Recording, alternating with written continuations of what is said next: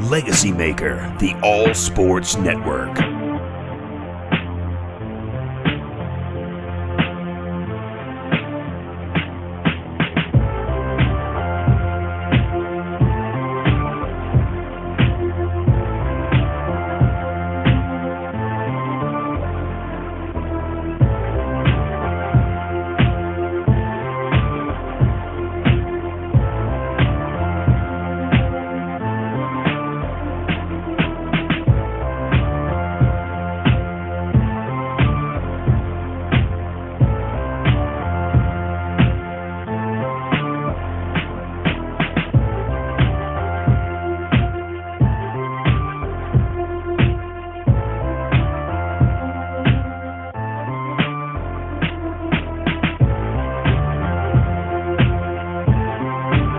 Welcome to Commonwealth Sports Talk. This is a special edition, Women in Sports, with your host, Lamonte Thomas.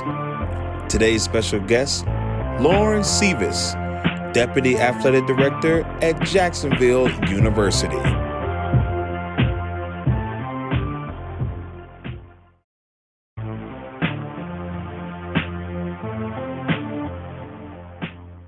Welcome back to a special edition of Commonwealth Sports Talk. I'm Lamonte Thomas. I'm here with a former classmate and the Deputy Director of Jacksonville University, Lauren Cevis. Lauren, how you doing?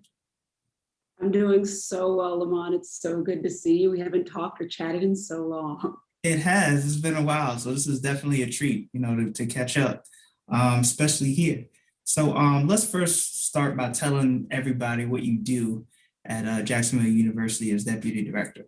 Of course. So I'm our Deputy Athletic Director and Senior Women Administrator here at Jacksonville University, which is a small D1 located in Jacksonville, Florida. I absolutely love it. I actually started here in 2014 as the Assistant Director, and I've been promoted every single year since, thanks to, I tell him he's so courageous because he believed in me, our Athletic Director, Alex Ricker-Gilbert. And what I essentially do is I oversee all areas relating to student athletes. So I oversee academics, I oversee sports medicine, I oversee athletic training. While doing that, I also serve as the academic advisor for men's and women's basketball, and I'm the sport administrator for women's basketball, women's lacrosse, and women's soccer. Everyone says you have to wear a lot of hats at a mid-major or low mid-major, and that's the truth, but and I don't think I would really have it any other way. No day is the same, but the best part, honestly, is just being able to engage with student athletes and having their best interests at heart, sort of in everything that I do. Okay, cool. Yeah, I would say a lot of hats, a lot of outfits, everything. I mean, you do it all down there in Florida, but that's what's up. And first of all, I'm really proud of you. Oh, That's one thing. But that's good. And let's talk a little bit about your involvement with the community, because also, as I understand, that your department is also a liaison with, is that Duval County there? Yes. Okay. Oh, yes. I wish I could yell Duval the way that they do at the Jags games, but I'm not that successful, so I probably won't embarrass myself one year. But when I first started, I vividly remember our athletic director at the time and our president, Tim Koss, who's also phenomenal, said, we have to figure out a way to get more involved in the community. Then we had JV football. Now we no longer have football at all. And we had tennis, and we had all these programs when I first started. So you're looking at over 600 student athletes at a time that we weren't involved in a local community. And it just didn't make sense to me. So when I started partnering with our chair of education. Her name is Dr. Colleen Wilson. She's the sweetest lady in the world. I started to partner with her, and I said, how can I get involved and how can we get involved? Because we have able-bodied individuals who want to help, they want to serve, they just don't know how. And since then, it really just skyrocketed. I was able to meet with Larry Rogers at the time, who was our vice superintendent of Duval County Public Schools. I was able to meet with the athletic director of Duval County Public Schools. And what we essentially did was I met with the AD of oversight of all Duval County Public Schools. And she said, I think I have an idea, but I'm going to need you to run with it. And essentially what that meant was, I need your ideas. Help me figure out a way to run with it. So what we ended up doing was we partnered each one of our athletic programs with a school in Duval County because there are that many. And we really just worked on this partnership and really targeted elementary schools, mainly because of NCAA rules where I need to avoid middle school, right? We have to avoid middle school. But we really partnered with elementary schools in Duval County, and our student athletes loved it. The students loved it. We participated in career days, reading days. My personal favorite are like the field day days. I was always the one who looked forward to those, right? So our students loved it. We still get involved. It's not as much now just due to COVID, but we still write letters. We send videos to the individuals. And then we've also increased our involvement to where we work with Team Impact now. So a couple of our teams have partnered with Team Impact, and I've helped sort of facilitate those conversations, but 100% credit goes to our coaches and our student athletes, because I send the email, I do the introduction, and our student athletes and coaches do the work. Okay. So for me, it's just a liaison role really. And then we've logged, since we've sort of started all these partnerships, well over 4,000 hours of community service a year. That is great. That is great. And see, you have bridged the gap there, right? And that's kind of like what Commonwealth Sports Talk is all about. Like this podcast, we always talk about not just athletes, doing their due diligence, on the court field or whatever, but also, giving back to the community and, showing sports as just the vehicle to be able to, it uplift our community and enrich our, the people surrounding. So that is awesome to hear. And I'm sure Jacksonville both and the community there in Duval is lucky to have you for sure. It's fun. It's fun. It's you have an extended family in Duval, so it really bodes well when you talk about game attendance, and we do all these game day events for the kids in the area, and I personally enjoy it. That is great. Let's talk a little bit about, since you gave us a partial story about your journey. Let's talk about like kind of where the passion derives from, right? Like working with student athletes and being involved with, everything from academics to, life skills and that sort of thing. When did you find out that this is what you wanted to do? Oh, that's fun. So actually, as a student at Georgetown, I remember with Carl Francis sitting down saying, I'm working in the NFL. I don't care who's stopping me, but that is going to be me. And, after a few conversations, I had an internship opportunity back then, and there was a liaison to the NFL. I kept thinking, maybe this isn't what I wanted. And it was really the help of the faculty at Georgetown. So kudos to that program, because they sat down and said, you like school and you like helping people. You don't have to go to the professional sports leagues to do what you want to do. Like they have these jobs at on college campuses. And, as a student at University of Maryland, College Park, like my first job in athletics, I was a manager, and then I did facilities where I broke a nail, and I'm thinking this is not going to be for me, but I had no idea that there were sort of these behind the scenes people. So really it was while I was still at Georgetown towards the end, I remember someone just said, see what happens when you just shoot out an email. So I sent an email, an informational request for an interview out to every single college campus, really within an hour of my home in Baltimore. I mean, we're talking American, GW, Georgetown. A lot of schools. It was a lot. It was a lot. And then when you say a lot, think about this. I got a call back from every single one just to do an informative interview. And then from that conversation, of a 30-minute conversation, I was offered 10 job opportunities. Wow. And from those 10 job opportunities, I'm like, oh, I'm a turd. I have to go back to Maryland. So of course. Cassidy Blaine, Natasha Chris, I really owe a lot to them as well. At Maryland, my first day, they said, we're going to pilot you to try something that we've never tried before as an academic mentor. We think you'd be great doing this. My first day, I had 6 freshman men's basketball student athletes. Like I had Jake Lehman, Seth Allen. At the time, I remember Sam Cassell's son. I mean, this was back when we had Keyshawn Howard, Nick, the names go on and on, but I had 6 freshman men's basketball players. And I'm thinking, maybe this isn't for me, but I love the opportunity. And really from there, I knew that I had to be involved first on the internal side, just because I really like relationship building with student athletes. And then I realized that I could make a real impact in their lives because I get to bring something different to the table that they weren't used to. So when you speak about my why, it's really the fact that I wasn't gifted enough to play at the Division I level. I have a younger brother who has autism spectrum disorder, so he couldn't go to college. He can't play sports outside of Special Olympics. So I get to work with and interact with literally the best of the best. They say that less than 2% of high school student athletes get to compete in their sport at the Division I level. And I get to work with them, encourage them, motivate them. And oftentimes the groups that I have with men's and women's basketball are coming from a little bit of a unique background to where they're not really understood on campuses of a PWI, such as Jacksonville University. So oftentimes I often serve as an advocate for those groups. And I always tell myself, my voice is loud and deep enough to where I could speak up for whoever needs it. So I do that a lot here at JU. And I think I really found my purpose is really helping student athletes. Exactly. I was going to say passion meets purpose right there. So that's awesome. That's awesome to hear. And, kudos to all those people, who helped you along the way, and for you showing that initiative from the jump, right? Because for you to get out and reach out to all those colleges, you have to mean it. You have to want it, right? To be able to do that. So most definitely, that is what's up. So in lieu of Women History Month, and we've been showing constant love for women in sports. We love it all the way around, every day, all day. We want to ask you about your thoughts on, some of these trailblazers and some of these pioneers that are going on, in women's sports today. I don't know if you heard about Renee Montgomery becoming part owner, part executive of the Atlanta Dream, former player. It's so amazing to hear how she went from sitting out, the WNBA season to social reform issues, to coming back and, bossing up.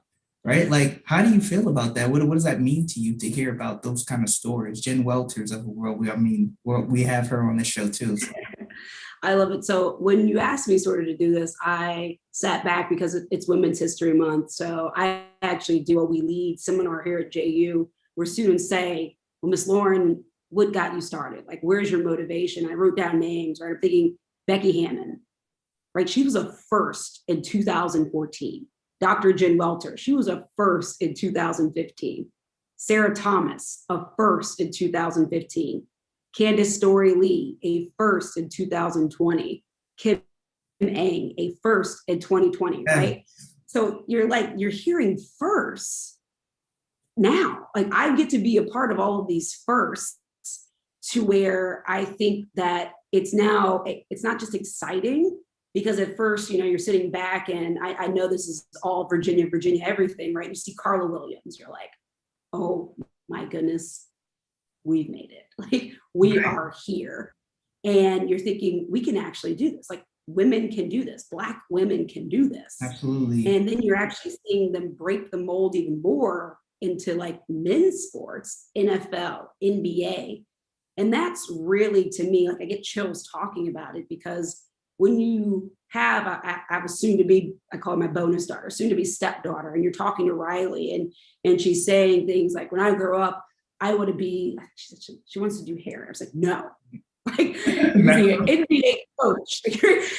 I'm doing the same speech I did to Carl France. You're going to work in the NFL. Like, you're doing this, right? So, to the Renee Montgomerys of the world, right, to go from playing at UConn to the Minnesota Lynx to Atlanta Dream to sitting out for a cause that was so important to her. And then to say, okay, I'm going to go ahead, use an entrepreneurial mindset, be a boss, and go into this three-way deal and own a team. And I think that says a lot, because I keep hearing people, Women's History Month means two things to me. Like, you have the womanist movement, which is great, right? It's great, 1920s, women's suffrage, women have the right to vote.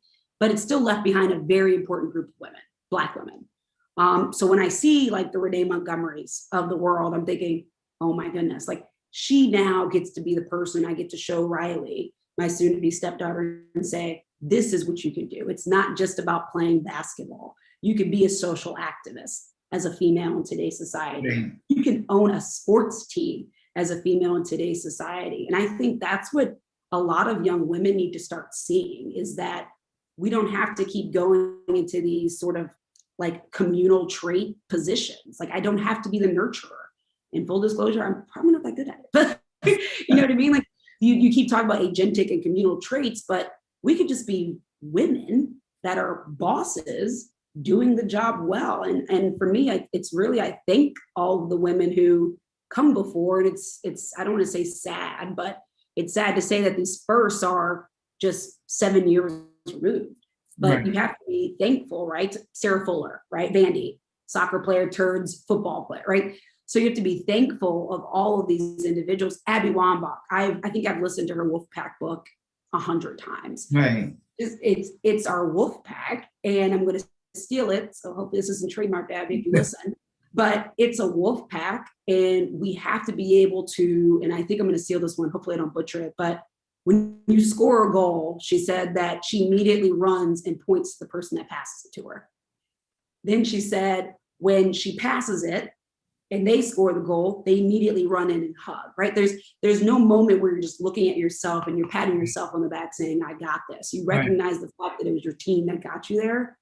So for me, I think the women that came before, I'm happy, hopefully, to be the women who are here, one of the women that are here now, but it's not done. We have so much work to do, and I keep going. I'm a Dr. Jen Welter fan, so kudos to you for being able to chat it up with her, but what she's doing, what Candace Story Lee is doing, what Becky Hammond is doing, it's interesting because they'll say things like, I think Candace, I quoted her saying, I never thought that I was the first woman until someone told me. Right.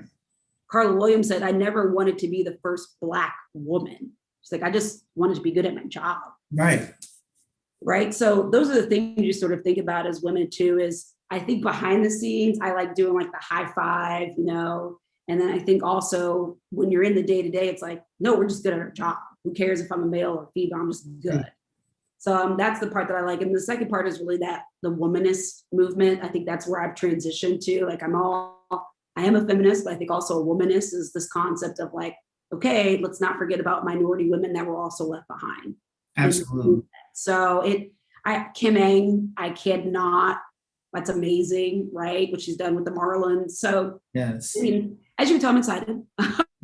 Listen, this is why I wanted to have you on here. It's a perfect fit. And I'm getting fired up just listening to you talk, because we talk so much about, casting aside these gender roles, and you telling me that you don't even think of it as, being one of the first women like to do something like it's so like, what a time, right? Like, because like you said, a lot of these women are and should be considered the best to do what they do, regardless of gender or whether they're, white, Black, or whatever. So, but the fact that we have to set stages like this, to show that constant representation just to get a seat at the table, right? That says a lot, right? So, I do appreciate it. And like I said, we're here for that all the time. So that's what we do. So.